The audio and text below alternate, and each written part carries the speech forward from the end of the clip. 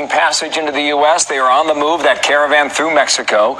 Despite that, migrants from across Central America remain committed to their long journey, even as the military begins shifting assets toward the southern border. I want to bring in our headliner, Thomas Homan, acting director at ICE and a Fox News contributor. Sir, how are you on a Monday? And good morning to you. Give us a sense of what 800 members of the U.S. military could do on the border, sir. Well, I think they're going to handle logistics for the Border Patrol. They're going to monitor central traffic, intelligence. They're going to be moving food, water, supplies for the Border Patrol. And what that does is that releases the Border Patrol agents who are currently doing those types of jobs to be on the front line as law enforcement officers defending their nation. So I think it's a good move. I also think you're going to see a lot more DOD assets deployed. I would think the president would send up to 5,000 troops down there, and we'll see what happens. But the border, having the military on the border is a great idea. Do you think, based on what you're seeing, move that in that direction? When you look at the video of this migrant caravan, do you think that many, as much as 5,000, could eventually be necessary? I think so, and we'll see. Of course, it's not my decision. But look, this invasion of our sovereignty is we got to stop it, because if we get to the point we did the last time, and they actually get to the United States and they make their fraudulent claims to asylum and get released, so we're back to catch and release. If this group is put in the same position to catch and release, then this is going to be an ongoing situation constantly, because other folks in Central America are going to say, hey, get to the United States. We're not going to be detained very long. And many of them won't show up in court. And most of them, 80% of them, will lose their case. Even though they've been ordered by the immigration judge to leave because you lost your case, they won't leave. So why would they stop coming if there's no consequence or deterrence to this illegal activity? Let's go back to Kirstjen Nielsen one more time with more from Chris Wallace on Fox News Sunday. If you seek asylum, do so in the first safe country. Mexico has offered you refuge. If you want a job, that is not asylum. If you want to be reunited with your family, that is not asylum. If you want to just come live in the United States, that is not asylum. There are legal ways to do that. So this administration is intent on putting out that message. You will not be allowed in. That does not deter these caravans. Why not? Because, look, first of all, Secretary Nielsen is exactly right on her point. Look, all you got to do is look at this population, and the Secretary's right. If they're really escaping fear and persecution, look, asylum is about escaping fear and persecution because of race, religion, or your political positions. But these people are clearly come here for a job and to rejoin people in the United States illegally. That isn't asylum. But if they're really escaping fear and persecution or really are asylees, they turned down Mexico's offer to claim asylum in Mexico. They're already 2 countries away from that supposed danger. So by them turning down the country of Mexico, it clearly shows this isn't about escaping fear and persecution. This is about getting to the United States. So I applaud Secretary Nielsen what she says, but the reason this caravans keep them coming, because it's about getting to the United States. It's about getting a job and getting back with, getting with people who are here, part of their families in this country illegally already. This isn't about fear and persecution. This isn't about asylum. This is about getting to the United States. Tom, you really get a sense of the frustration, in the conversation that's happening across the country on this issue, but when it comes to the White House and President Trump, our own John Roberts, chief White House correspondent, just letting us know that the White House officials, they continue to discuss possible executive or regulatory action.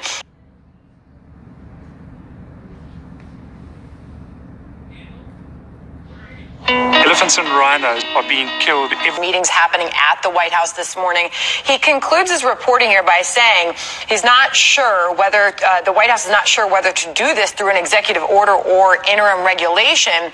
But officials say the president is not happy with where we are on immigration. Obviously so.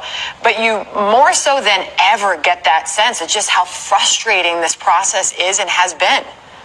Well, it's got to be frustrating for the president. Look, I've said many times before, I've done this job for 34 years up to I retired in June. I started as a Border Patrol agent on the front line. I've investigated organizations that smuggle people for 20 years. I'm the first ICE director to come up through the ranks. I mean, I've met with the president many times. I've talked to him many times. He gets it. We have a president, and people ought to be thankful that Donald Trump is the president during these times, especially when our sovereignty as a country is under attack.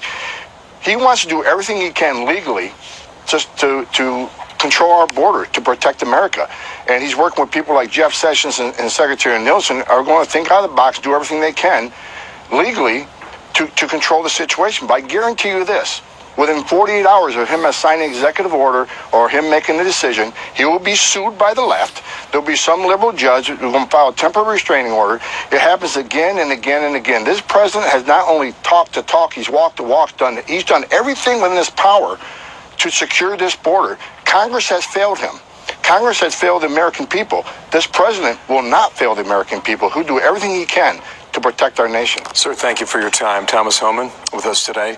By the way, the caravan's 500 miles south of Mexico City, about 1,000 miles south of our border. They've got a ways to go, and time will tell what happens next. Sir, thank you for your time. Preparing to support local authorities on the U.S.-Mexico border.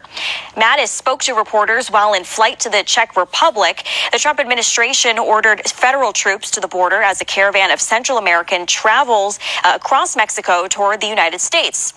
Mattis says materials are being moved to the southern border in conjunction with plans to deploy troops there.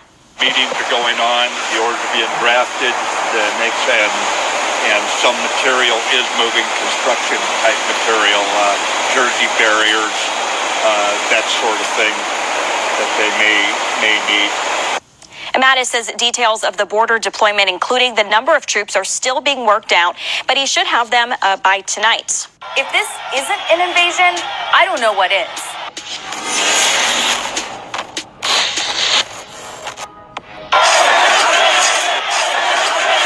Thousands of people from Central America, most of them from Honduras, some from other places, and many military-age men are making their way north to the United States.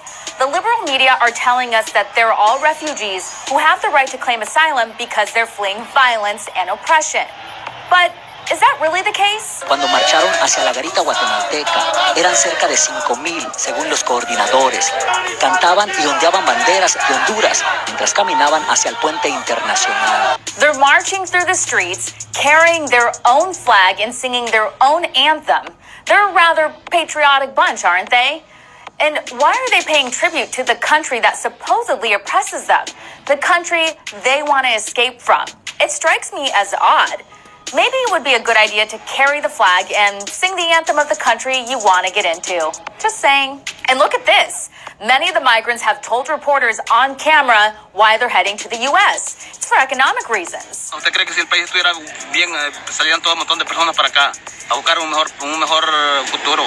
No. Young, and we need to study. And we know that in Honduras, we cannot have that. We don't have a job that will allow us to support our families. It is a fact that drug cartels are running amok in Central America. But as you can see, violence isn't really the number one issue for many of them. They're just really seeking the American dream. And I don't blame them.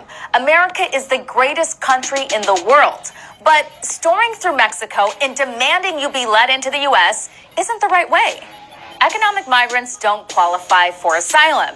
There are a lot of poor people in the world. In fact, almost half of the world lives on less than $3 a day. The U.S. can't take in every single poor person. I also think it's important to highlight what these people are running away from. They're running away from the political left and the policies that are destroying their countries. What amazes me is that some of these people coming through have the audacity to criticize President Trump. They're literally chanting "out with Trump."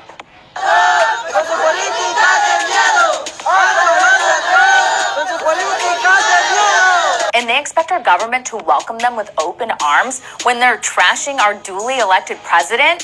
If they want to make a political statement, why don't they criticize their own governments? Why don't these brave, opinionated military-age men stand up against their own government and take back their own country? We also need to talk about the national security threat this caravan poses. While the majority of these people aren't criminals, it's naive to think that criminals aren't infiltrating the caravan.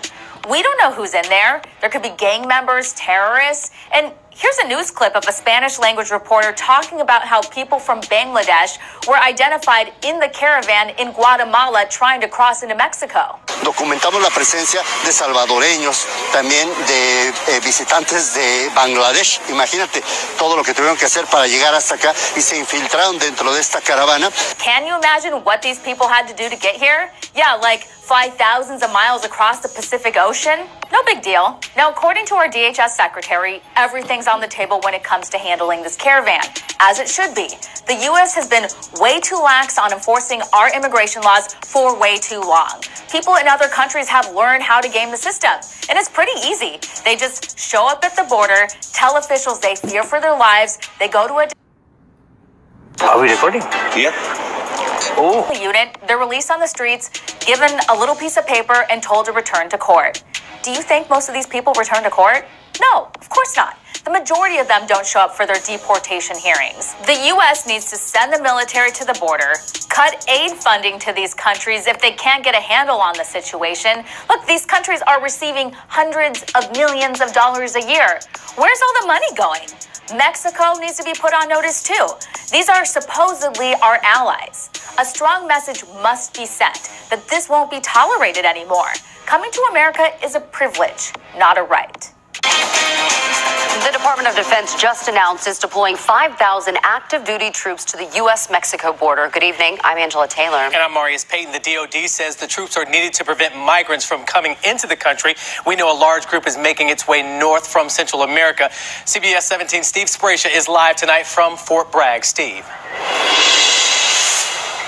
Well, these active duty troops can come from all across the country, including possibly here at Fort Bragg. Now, the Department of Defense says that these troops, though active duty, will not be engaged in any sort of law enforcement activity, but rather used to back up the Border Patrol as well as other agencies. The president and others are very concerned about the migrant caravan. In fact, the president calling it at one point an invasion. The Department of Defense says that what it wants to do is make sure that all of its personnel are in place to be prepared for any contingency regarding the caravan as well as its members. Since we initiated our planning 2 weeks ago, we have completed updated assessments of each of our 26 crossing points on the southwest border and already deployed 100 specially trained special response team operators to prepare plans for each location. As information on the approach of a large group. The big question is, will troops from Fort Bragg be sent? Just a couple of moments ago, I spoke on the phone with one of the base spokespeople who told me, quote, "We are prepared to go if called." The whole thing hinges on how the chain of command works. The Department of Defense will actually decide which units are most appropriate for the mission. One other thing that we can tell you, any unit that is told it will be deployed will actually get what they call warning deployment orders. That will tell them, be prepared to go. They won't just send them off without giving them a warning first. Reporting live from